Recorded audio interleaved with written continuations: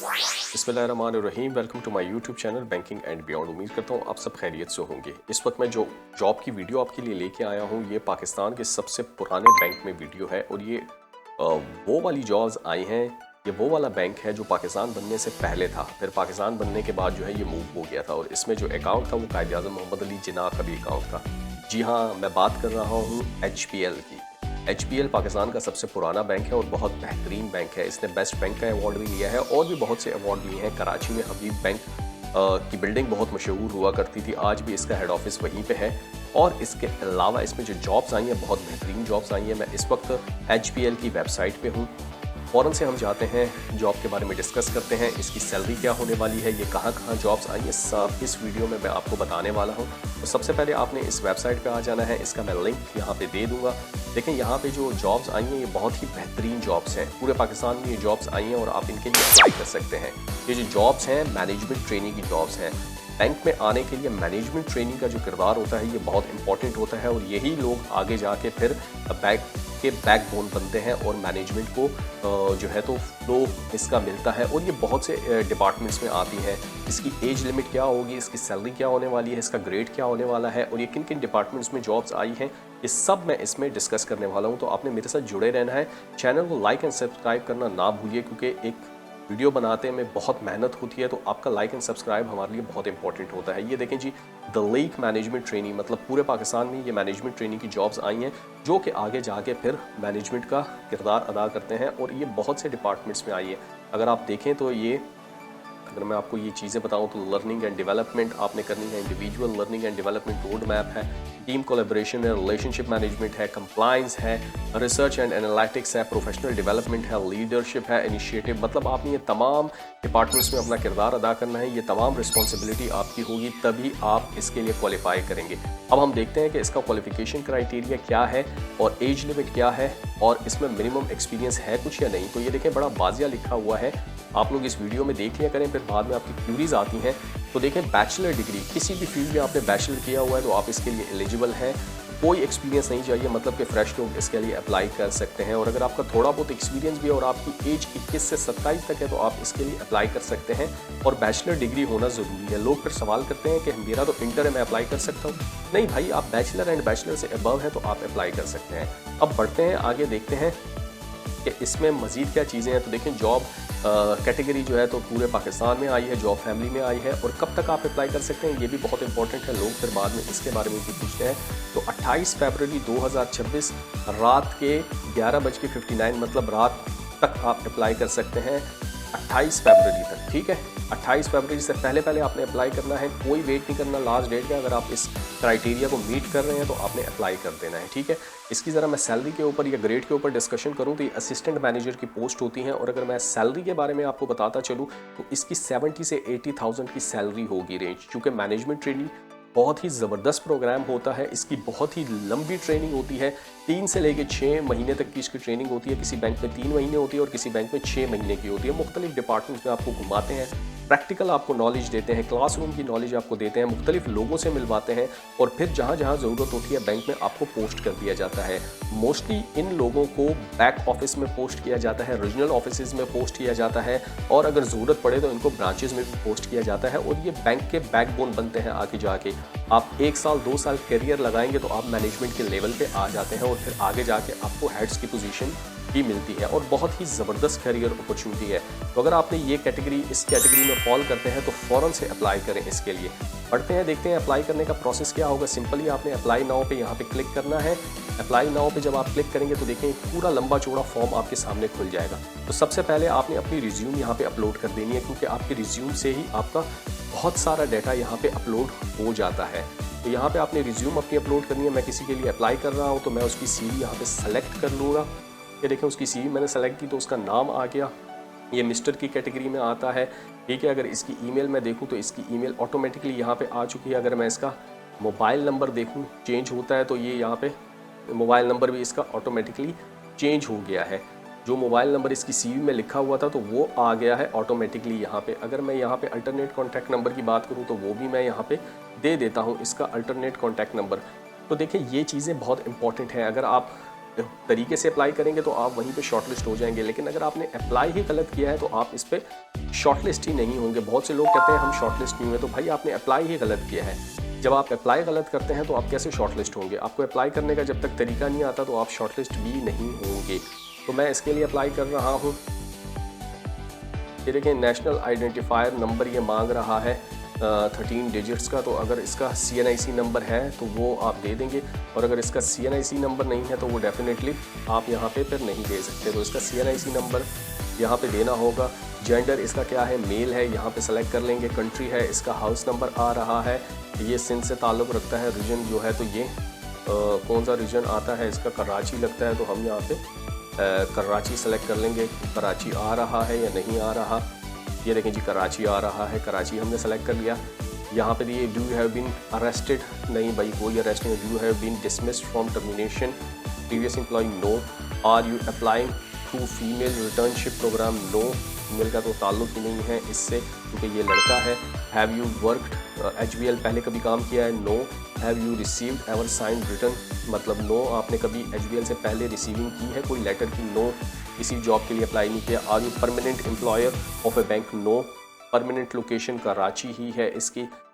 As specify करेंगे greater than 27, तो नहीं भाई ये 27 के अंदर अंदर ही है। इसकी क्वालिफ़िकेशन क्या है, इसकी क्वालिफ़िकेशन जो है तो वो करंट क्वालिफ़िकेशन जो है तो इसकी बैचलर है, तो हम बैचलर सेलेक्ट करेंगे। ग्रेजुएशन इसने कब की है, बिफोर 2026 इसने की है। लेस देन एक्सपीरियंस इसका कितना है भाई, तो इसका एक्सपीरियंस 4 साल या 4 साल से ज़्यादा का है। मुख्तलिफ डिपार्टमेंट्स में इसने एक्सपीरियंस किया है। Have you recent passport picture resume CNIC please in order to applicant, मतलब आपने have you uploaded recent, yes करने की ये चीज़ें तो है। Are you not shortlisting through the league programme which you have been written training, अगर पहले आपका हुआ है तो आप करते हैं, नहीं तो ना सही। Please select segment alliance career aspiration, advance data है, टेक्नोलॉजी है, इसमें स्पेशलाइज इनेबल है, product marketing driven HBL offering, product strategy, brand posting, मतलब आपने किस चीज़ से एक्सपायर हुए हैं, किस चीज़ का इंटरेस्ट है आपका, तो आप इसमें कर सकते हैं। मैं इसमें ये सेलेक्ट कर देता हूँ, आप अपनी मर्ज़ी से सेलेक्ट कर दें। What was the overall experience, employer type, permanent type जी चाहिए experience, what industry work experience, in select multiple, कहाँ कहाँ आपका एक्सपीरियंस हुआ है, तो आप एजुकेशन सेक्टर कर दें। इस बंदे का एजुकेशन सेक्टर में एक्सपीरियंस है, आपका जहाँ भी है, या ना हो तो अदर कर सकते हैं। Has your relative applied for this year this league programme, have you relative, मतलब नो, इसका तो कोई भी किसी ने। बैचलर है जी, इसका ये कर लेंगे। जब भी आप अप्लाई करेंगे तो ये फिक्स्ड, सारे फिक्स्ड हो जाएंगे। एक्सपीरियंस जी इसका जो भी था वो ऑटोमेटिकली आ रहा है। रिज्यूम इसका अपलोड हो गया। Are any relative working HBL, no भाई इसका कोई रिलेटिव HBL में काम नहीं करता। अगर आपका करता है तो आप यस कर दें। अगर रिलेटिव है, रिलेटिव इज़ एम्प्लॉय कौन है आपका, तो वो कर सकते हैं अगर यस है तो। Please let us know how did you fair, आपने ये कहाँ से इसका सुना है, किस चीज़ से, तो हमने सोशल मीडिया से सुना है भाई ये जॉब्स आई हैं।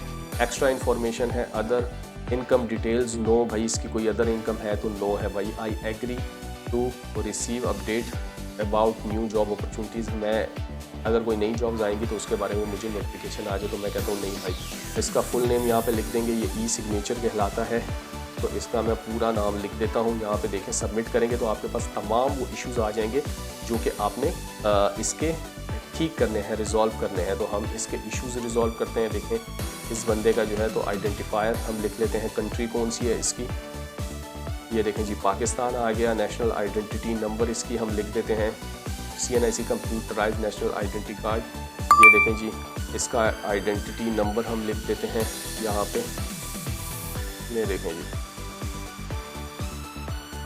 ये देखें जी, ये इसका CNIC नंबर मैंने लिख दिया है। तो जो भी इशू होगा वो आ जाएगा। देखें यहाँ पे हम देखें कौन सा इशू आ रहा है, तो डिग्री इसकी आ रही है, देखें डिग्री का इशू आ रहा है। इसकी डिग्री कौन सी है, इसकी डिग्री है भाई BCom, तो BCom हम यहाँ पे सेलेक्ट करेंगे। स्टार्ट डेट, मंथ डेट, ये बड़ी चीज़ें मांगते हैं जबकि ये सारी चीज़ें CV में लिखी होती हैं। BCom इसका 2015 में शुरू हुआ और 2017 में ख़त्म हुआ, तो ये देखें यहाँ पे आ गया। एजुकेशन लेवल क्या है, तो भाई ये ग्रेजुएशन है। गो टू नेक्स्ट इशू, ये देखें जी टाइटल क्या है, द स्टेटस, टाइटल क्या आता है भाई, ये कौन सा है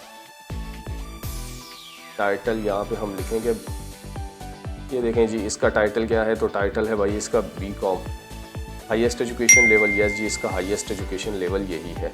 ये अब किसका आ गया जी, बीकॉम का। Starting the September required 1 out of 7 issues, तो सितंबर आ गया, 2017 आ गया जी। स्टार्ट डेट इसका 2015 था, तो मैंने ये यहाँ 15 कर दिया। Go to next issue, title भी आ गया, कंप्लीटेड है जी, कंप्लीटेड है। सेव किया, सेव हो गया। अब आ गया जी BCom the start date 3 days required out of 1 issues. तो देखें जी, स्टार्ट डेट ये कह रहा है कि कुछ मसला है इसमें, तो मैं इसको अगस्त कर देता हूँ। ये जी सेव हो गया।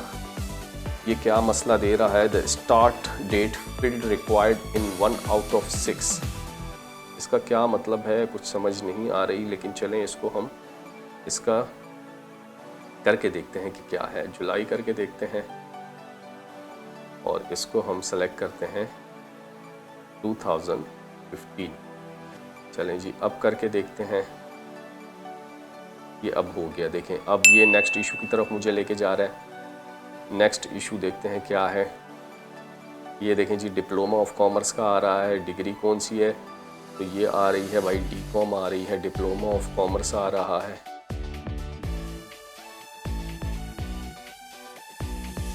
ये जी अगर आपका डीकॉम आ रहा है, ये जी डीकॉम देखें आ गया, इसका डीकॉम है। डिप्लोमा ऑफ कॉमर्स है और इंस्टीट्यूट कौन सी है, अदर करके मैं डाल देता हूँ क्योंकि वो यहाँ पे नहीं आ रही। और यहाँ पे हम इसका करते हैं जून 2013 से 15 तक इसने किया है बच्चे ने। 2013 हम सेलेक्ट करेंगे और फिर यहाँ पे हम करेंगे जून 2015 चलेगी, ये सही है। ये देखें जी 14 ईयर्स 16 ईयर्स, तो ये हम करेंगे 12 ईयर्स है ये बेसिकली, तो 12 ईयर्स ईयर है जी टेक्निकल डिप्लोमा। चलें जी, हम इसको कर दिया, कंप्लीट किया और यहाँ पे हमने लिख दिया डीकॉम। तो देखें ये जब तक आप अप्लाई नहीं करेंगे, नो ये हायर एजुकेशन नहीं है भाई इसकी, ये सेकेंडरी एजुकेशन है। यहाँ पे जी ये भी सेलेक्ट करें। हालांकि ये सारी चीज़ें जो है तो CV में आ रही होती हैं, लेकिन बस बैंकिंग है, क्या करें। ये SSC आता है इसका, डिग्री है इसकी, सेकेंडरी स्कूल सर्टिफिकेट है इसका, मैट्रिक में आता है ये। तो देखें आपने ये A लेवल है, O लेवल है, जो भी है यहाँ पे आपका आ रहा हो तो आप यहाँ पे कर सकते हैं। मैट्रिक है जो भी है आपका, ये देखें जी SSC सेलेक्ट हो गया। इंस्टीट्यूट अदर ही सेलेक्ट करें क्योंकि ये पेशावर से इस बच्चे ने किया है तो वो यहाँ पे नहीं आ रहे। तो हम चूँकि ये मैंडेटरी है तो ये इसलिए करना पड़ता है। 2000 और उसने 13 में किया है, तो ये इसने कब किया है, ये 2013 से 15 था ना, तो ये 11 से, तो ये ऊपर वाला इसका था 13 से 15 और फिर 15 से 17, तो ये 11 से 13 था। तो अब हम इसको करेंगे 2011 और फिर इसको करेंगे 2013। चलें जी, ये 2013 इसका सेलेक्ट हुआ है। ये मैट्रिकुलेशन है इसकी, ये कंप्लीटेड है और ये हो गया SSC। हायर एजुकेशन है, नो भाई ये हायर एजुकेशन नहीं है इसकी। तो चलें ये भी सेलेक्ट हो गया। rosie.pk में देखें क्या मसला आ रहा है इसका। rosie.pk में एम्प्लॉय कंट्री, ये देखें जी पाकिस्तान। ये पूरा करने का मकसद सिर्फ और सिर्फ आपको समझाना है और कोई मकसद नहीं है, ताकि आप देखें, क्योंकि जब आप अप्लाई गलत करते हैं तो डेफिनेटली फिर आप शॉर्टलिस्ट नहीं होते। जब शॉर्टलिस्ट नहीं होते तो फिर आपको जॉब कैसे मिलेगी। ये देखें जी, नेक्स्ट इशू की तरफ जाते हैं, देखते हैं क्या नेक्स्ट इशू आ रहा है। कोई आ रहा है नहीं, मेरे हिसाब से तो कोई नहीं आ रहा। अब हम अप्लाई की तरफ जाते हैं, लास्ट में देखें इसको मैंने एग्री किया और देखें ये सबमिट हो गई या नहीं हो रही। ये देखें ये क्या आ रहा है, place of issue. Place of issue भाई ये कौन सा है,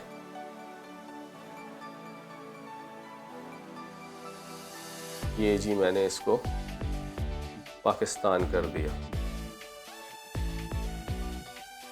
ये देखें जी, मैं इसको करके देखता हूँ अब ये सेलेक्ट हो रहा है या नहीं हो रहा।